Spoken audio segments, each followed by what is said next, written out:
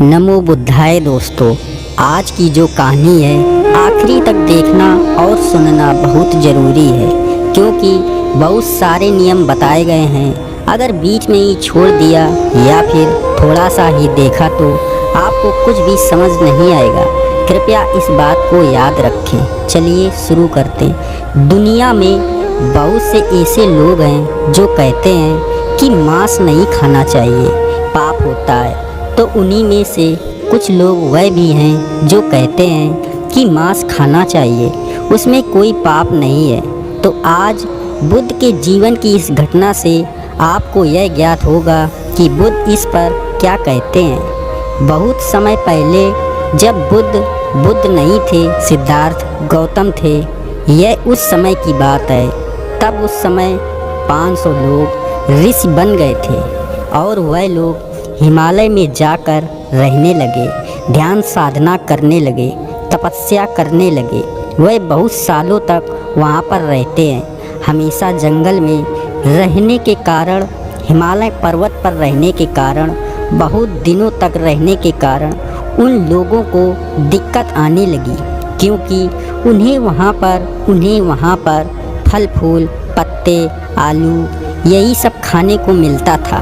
नमक, खटाई, इन सब से वह पूरी तरह वंचित थे, क्योंकि किसी भी जंगल में उन्हें यह सब नहीं मिल सकता था। अब इस वजह से उन्हें समस्या होने लगी। उनको नमक ना मिलने के कारण वह बीमार रहने लगे। तब वह 500 ऋषि आपस में ये तय करते हैं कि वह किसी गांव में जाकर रहेंगे और वहीं का स्वस्थ भोजन करेंगे, और जब वह पूरी तरह ठीक हो जाएंगे तब वापस इस हिमालय पर्वत पर आ जाएंगे। तब वह सभी ऋषि गांव में आते हैं। जब गांव के लोग 500 ऋषियों को देखते हैं तो उन्हें देख बहुत खुश हो जाते हैं कि उनके गांव में ऋषि मुनि पधारे हैं। वह लोग उनकी खूब सेवा सत्कार करते हैं, लेकिन उन सभी ऋषियों का एक दृष्टिकोण था कि उन्हें कभी भी मांस मच्छी नहीं खाना है, क्योंकि जो लोग यह सब खाते हैं वह पापी होते हैं और पूरी तरह से अशुद्ध होते हैं। इसलिए वह कभी मांस मच्छी नहीं खाते थे। वह ऋषि उन गांव के लोगों को यही उपदेश दिया करते थे कि मांस मच्छी नहीं खाना चाहिए, ये पाप होता है। अब वह ऋषि कुछ समय बाद जब स्वस्थ हो जाते हैं तो वापस उसी जंगल में चले जाते हैं। अब ऋषि क्या करते हैं कि साल भर जंगल में रहते और साल में एक बार कुछ दिन के लिए गांव की तरफ आते और अच्छे से भोजन कर स्वस्थ ठीक ठाक होकर वापस चले जाते हैं। वह जब गांव में आते थे तो वहां के लोग उनकी खूब सेवा करते, आदर सत्कार करते, उन्हें मानते, उनकी पूजा करते थे, क्योंकि ऋषि उनके घर आए हैं। ऋषि मुनि जब तक वहाँ रहते उन्हें उपदेश दिया करते थे। एक बार सिद्धार्थ गौतम बुद्ध जब महात्मा बुद्ध बन जाते हैं तब एक बार बुद्ध उस गांव में आते हैं और कुछ दिन वह वहाँ पर रहकर उस गांव के लोगों को धर्म का उपदेश देते, सत्य से अवगत कराते हैं। गांव के लोगों ने जब बुद्ध की बातें सुनी तो बहुत हैरान हो गए और धीरे धीरे करके बुद्ध की बातों पर यकीन करने लगे। वह सभी एकदम बदल जाते हैं, एकदम शांत हो जाते हैं। वह लोग धर्म का आचरण करने लगे थे। फिर कुछ दिन बाद जब वापस चले जाते हैं तब वह ऋषि लोग वहाँ पर आते हैं, लेकिन इस बार वो देखकर हैरान हो जाते हैं कि यह लोग इस बार बदले हैं, पहले की तरह आदर सेवा सत्कार नहीं कर रहे। उन्होंने इस बदलाव का कारण पूछा। तब उस गांव के लोग कहते हैं कि यहाँ महात्मा बुद्ध पधारे थे, उनके धर्म के उपदेश और सत्य प्रवचन ने सबको बदल दिया और तभी आपको यह बदलाव दिख रहा है।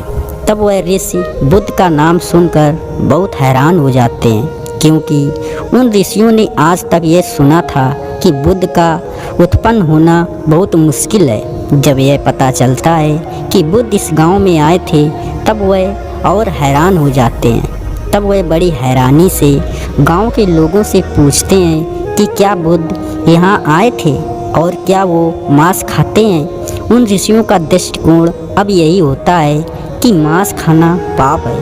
तब गांव के लोग उनसे कहते हैं कि नहीं, बुद्ध ने ऐसा कुछ नहीं कहा और ना ही उन्होंने कोई मांस मछली खाने से मना किया है। यह सुनते ही ऋषि कहते हैं, क्या वह ऐसा मानते हैं? इसका मतलब है कि बुद्ध नहीं है, कोई और है, लेकिन फिर भी हमें मिलना चाहिए। यदि बुद्ध हुए तो उनसे मिलकर हम सबका कल्याण होगा, और यदि बुद्ध नहीं हुए तो कोई बात नहीं। तब वह 500 ऋषि यह तय करते हैं बुद्ध से मिलने के लिए चला जाएगा। बुद्ध के पास जब वह पहुंच जाते हैं तब वो उनसे मिलते ही सबसे पहले पूछते हैं कि क्या आप आम गंध यानी कि मांस खाते हैं? बुद्ध कहते हैं कि जी, हम भोजन करते हैं, मांस खाते हैं। ऋषि यह सुनते ही कहने लगते हैं, लेकिन यह तो पाप है, इसे खाने से आपका शरीर अशुद्ध हो जाता है, इसे खाने से जीवन में अशांति फैलती है। तब बुद्ध उनसे कहते हैं कि ऐसा नहीं है, आप ही बताएं, आम गंध यानी गमकना किसे कहते हैं? तब ऋषि कहते हैं कि जो मांस मछली खाते हैं वो गमकते हैं, उनमें से गंध की महक आती है। तब बुद्ध कहते हैं वही भोजन करने से कोई अशुद्ध नहीं होता। बुद्ध उन ऋषियों से कहते हैं कि जो लोग प्राणी हत्या करते हैं, जो दूसरों को दुख तकलीफ देते हैं, जो लोग दूसरों की हत्या करते हैं, उनके हाथ पैर काटते हैं, जो दूसरों को ठगते हैं, उन्हें तकलीफ देते हैं, दूसरों से क्रोध करते हैं, ईर्ष्या करते हैं, जो लोग किसी और की पत्नी के पास जाते हैं, ऐसे विचार सोचते हैं, उन लोगों का जीवन ही असली गमक है। बुद्ध उन ऋषियों से आगे कहते हैं कि जो पुण्य पाप पर विश्वास नहीं करते, जो अकुशल रहते हैं, पाप करते हैं, वही लोग असली गमक हैं, यानी कि अशुद्ध हैं। यहाँ गमक का अर्थ है अप्रिय, अशुद्ध। ऐसे लोग भविष्य में दुखी रहते हैं, उनका कल्याण नहीं होता। बुद्ध फिर आगे कहते हैं कि यही नहीं मुनिवर, जो लोग क्रोध करते हैं, ईर्ष्या करते हैं, कपटी होते हैं, अंधविश्वासी और अहंकारी होते हैं, उनका जीवन पूरी तरह से अशुद्ध होता है। महात्मा बुद्ध उनसे और कहते हैं कि आम गंध यानी मांस मच्छी खाने से पाप नहीं होता, हम अशुद्ध गमक नहीं होते, बल्कि असली पाप तो तब है जब कोई व्यक्ति अपनी पत्नी को छोड़ दूसरी स्त्री के पास जाता है। जो लोग चोरी करते हैं, धोखा देते हैं, चुगली करते हैं, एक दूसरे से ईर्ष्या करते हैं, किसी के लिए अच्छा नहीं सोचते, यह सब करने से हम अशुद्ध होते हैं, न कि मांस मच्छी खाने से। यही सब जीवन का असली गमक है, अशुद्धि है। बुद्ध की यह बात सुनकर वह सभी ऋषि यह महसूस करते हैं कि यह कोई साधारण मनुष्य नहीं है। वह बुद्ध की बात सुन एक अलग ही अनुभव महसूस करते हैं। वह समझ जाते हैं कि वह हम जैसे सामान्य नहीं है। वह किसी भी व्यक्ति के मन को देखकर उसकी अच्छे बुरे, क्या सही है क्या गलत है, सब वह आसानी से बता सकते हैं।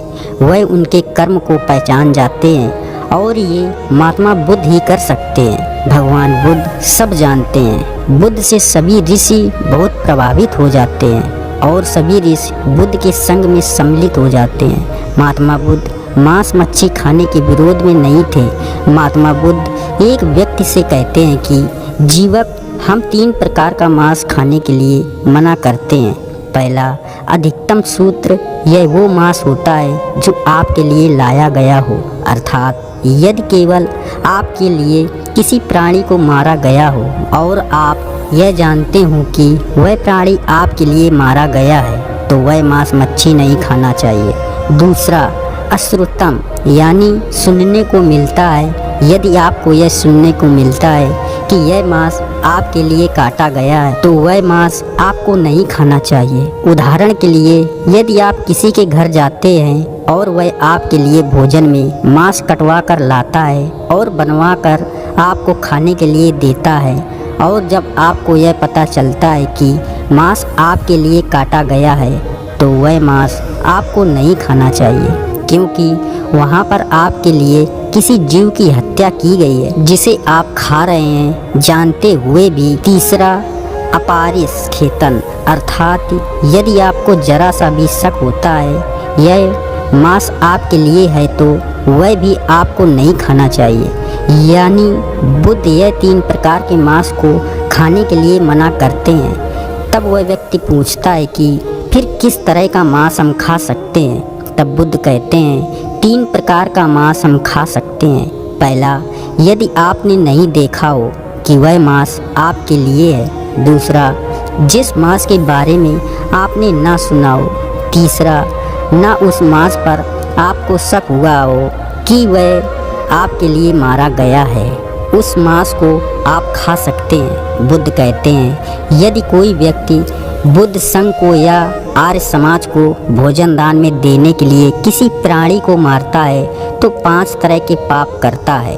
पहला, यदि व्यक्ति दान देने के लिए किसी अन्य से बोलता है कि जाओ मुर्गा या मछली लेकर आओ, तो उसके बोलने से भी उसे बहुत बड़ा पाप लगता है। चाहे वह किसी को दान देने के लिए या किसी अन्य को या घर के सदस्य को खाना खिलाने के लिए यह बोलता है, तब भी उसे पाप लगता है। दूसरा, बुद्ध कहते हैं कि दूसरा बड़ा पाप यह होता है कि जब वह व्यक्ति जीव को मारने के लिए बोलता है और तब कोई उस जीव को, चाहे मुर्गा हो, मछली हो, बकरा हो, चाहे वह कोई भी हो, जब उसे ज़बरदस्ती पकड़कर खींचकर लाते हैं और वह जीव चिल्लाता है तो यह भी बहुत बड़ा पाप होता है जिसका अभागी वह व्यक्ति बनता है। तीसरे पाप में जब वह व्यक्ति किसी जीव को मंगवाकर उसे कटवाने के लिए भेजता है और कहता है कि जाओ इसे काट दो, तो वह बहुत बड़ा पापी बनता है। चौथे पाप में जब वह यह बोलता है कि उसे मार दे और तब उस जीव की गर्दन काटी जाती है, तब भी यह बहुत बड़ा पाप होता है। पांचवें पाप में इस तरह से तैयार किए गए भोजन में जब किसी जीव को मारकर और उसे बनाकर खाने के लिए दिया जाता है किसी भिक्षु संघ को, तो यह सबसे बड़ा पाप होता है, क्योंकि उन्हें ऐसा मांस खाना मना होता है और जो उन्हें खिलाता है वह भी पाप का भागीदार बनता है। यानी कि जब जानवर को लाने के लिए बोला जाता है तब उसे पाप मिलता है, फिर जब उसे ज़बरदस्ती पकड़कर खींचकर लाया जाता है तब पाप लगता है, फिर जब उसे काटने के लिए भेजा जाता है तब पाप लगता है, फिर जब वह चिल्लाते हुए जीव को मारा जाता है तब पाप लगता है, और सबसे आखिर में जब भगवान बुद्ध को या भिक्षु को, संघ को यह मांस खाने के लिए दान दिया जाता है तब पाप लगता है, क्योंकि ऐसा भोजन इस तरह से तैयार करके दान में भिक्षु संघ का अपमान होता है, जो कि पाप का भागी माना जाता है, क्योंकि प्राणी हत्या मना है। बुद्ध कहते हैं जब कोई व्यक्ति बाजार में जाकर जीव को खरीदता है तब भी वह पाप का भागी बनता है, क्योंकि जब कोई दुकानदार जिंदा जीव मुर्गा या मछली बाजार से लेकर जाता है और फिर वह स्वयं उसे काट कर बेचता है तब भी वह पाप का भागीदार बनता है। और यही नहीं, जो व्यक्ति बाजार में जाकर जीव हत्या करवाता है कि उसे यह मीट खरीदना है और वो उसे काट कर घर जाकर बनाता है और खाता है, तो बेचने वाले के साथ खाने वाला भी पाप का भागी बनता है, क्योंकि उसके कहने पर उस जीव की हत्या होती है। यदि वह नहीं खरीदता तो वह काटा नहीं जाता। इसलिए भगवान बुद्ध साफ यह कहते हैं कि किसी भी प्राणी की हत्या करके इस तरह का मांस नहीं खाना चाहिए।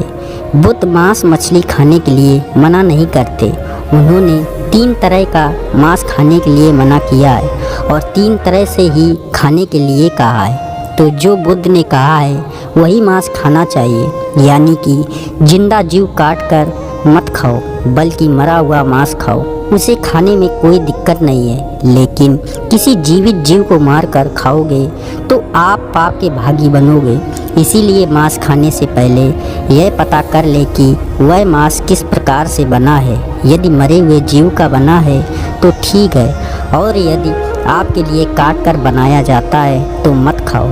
इसी तरह एक बार देवदत्त बुद्ध के पास जाते हैं और उन्हें 5 नियम बनाने के लिए कहते हैं। वह यह नियम जानबूझकर बनाने के लिए बुद्ध को कहते हैं, क्योंकि वह जानते थे कि बुद्ध इस नियम को नहीं मानेंगे। जिससे संघ में मतभेद होगा और वह अपना अलग संघ बनाएंगे, सबको साथ ले जाकर, ताकि वह भी बुद्ध जैसे बन सके। यदि कोई सामान्य लोग इस नियम को सुने तो उन्हें शायद यह उचित लगे, लेकिन बुद्ध को यह नियम नहीं पसंद आते हैं। देवदत्त पहला नियम कहते हैं कि सभी भिक्षुओं को जंगल में रहना होगा। गांव-गांव में नहीं, भिक्षुओं को जीवन भर पेड़ के नीचे ही सोना है, कुटिया में नहीं। 500 चिवा ही प्रयोग करना होगा। ऐसा चिवा जो फेंका हुआ हो, वह चिवा इस्तेमाल नहीं करना है। जो किसी उपासक ने ला कर दिया हो। भिक्षुओं को केवल पिंड पात्र भोजन करना होगा। किसी के घर आमंत्रण पर जाकर भोजन नहीं करना चाहिए। किसी का भी आमंत्रण स्वीकार नहीं करना चाहिए। और आखिरी नियम यह है कि किसी भी भिक्षु को जीवन भर मांस मछली नहीं खाना है। तब बुद्ध बड़े ही प्रेम से देवदत्त से कहते हैं कि यह सब छोड़ो देवदत्त, यदि किसी भिक्षु को पेड़ के नीचे रहना है तो वहाँ रहे। यदि किसी को कुटिया में रहना है तो वहाँ रहे। गांव में रहना है तो वहाँ रहे। जिसे पिंड पात्र में भोजन करना है तो वैसे करे। यदि किसी को आमंत्रण स्वीकार करना है तो करे। जिसको जैसे जीवन व्यतीत करना है वैसे करे। तब आगे बुद्ध मांस मच्छी पर कहते हैं कि छोड़ो देवदत्त, मैं 3 प्रकार का यह परिशुद्ध बता चुका हूँ। यदि यह 3 प्रकार से परिशुद्ध है तो मांस मछली खाना चाहिए। यदि इन 3 प्रकार से अपरिशुद्ध है तो मांस मछली नहीं खाना चाहिए। अब आपको बता दें कि बुद्ध ने जो 10 प्रकार के मांस भिक्षुओं को खाने के लिए मना किए थे, वह मांस है मनुष्य का मांस। मनुष्य मांस खाने के लिए मना किया है क्योंकि एक बार एक स्त्री एक भिक्षु को दान करने के लिए मांस खोज रही थी, लेकिन उसे कहीं मांस नहीं मिला। तब उसने अपनी श्रद्धा से उस भिक्षु को अपना ही मांस काट कर दे दिया ताकि वह भिक्षु पूजा कर सके। जब वह दान देने के लिए बाहर आई तब उस स्त्री के शरीर से रक्त बह रहा था। तब यह बात बुद्ध को पता चली कि यह स्त्री ने अपनी श्रद्धा में यह सब किया है। तब उन्होंने मनुष्य का मांस खाने पर प्रतिबंध लगा दिया। अगला है हाथी का मांस। हाथी का मांस खाने के लिए बुद्ध मना करते हैं। घोड़े का मांस मना करते हैं। कुत्ते का मांस मना करते हैं। इसी तरह शेर, बाघ, चीता, साग, भालू इत्यादि इस तरह के मांस खाने के लिए बुद्ध मना करते हैं। लेकिन आप बकरा, मुर्गा, मछली का मांस खा सकते हैं। लेकिन बुद्ध ने इसे भी 3 तरह से ही बताया है कि मांस खाना चाहिए या नहीं। बस उसका ध्यान रखिए, वरना आप पाप के भागी बन जाएंगे। तो बुद्ध द्वारा बताए गए इस सत्य मार्ग पर हमें चलना चाहिए क्योंकि यह उनके द्वारा बताया गया है। बुद्ध कहते हैं कभी किसी का बुरा मत सोचो क्योंकि इन सब से हमें पाप मिलता है। मांस मछली के खाने से नहीं, आपके कर्म अच्छे होने चाहिए। आप जैसे कर्म करते हैं वैसे ही आपको पाप और पुण्य मिलता है। कोई भी हो वह यदि अच्छे कर्म करेगा तो उसका जीवन अच्छा होगा और बुरे कर्म करेगा तो बुरा होगा। यह आप पर निर्भर करता है कि आप अपने कर्म कैसे रखते हैं। ऊंच नीच से या मांस मछली खाने का पाप पुण्य से कोई संबंध नहीं है, सब आपके कर्म पर निर्भर है। बस अपने कर्म ठीक रखें और सत्य की राह पर चले। आशा करते हैं आपको ये बातें समझ आई होंगी। ज़्यादा से ज़्यादा इस वीडियो को शेयर करें और यदि हमारे चैनल पर नए हैं तो चैनल को सब्सक्राइब करके बेल आइकन दबा लें। इसी के साथ हम विदा लेते हैं। नमस्कार, धन्यवाद।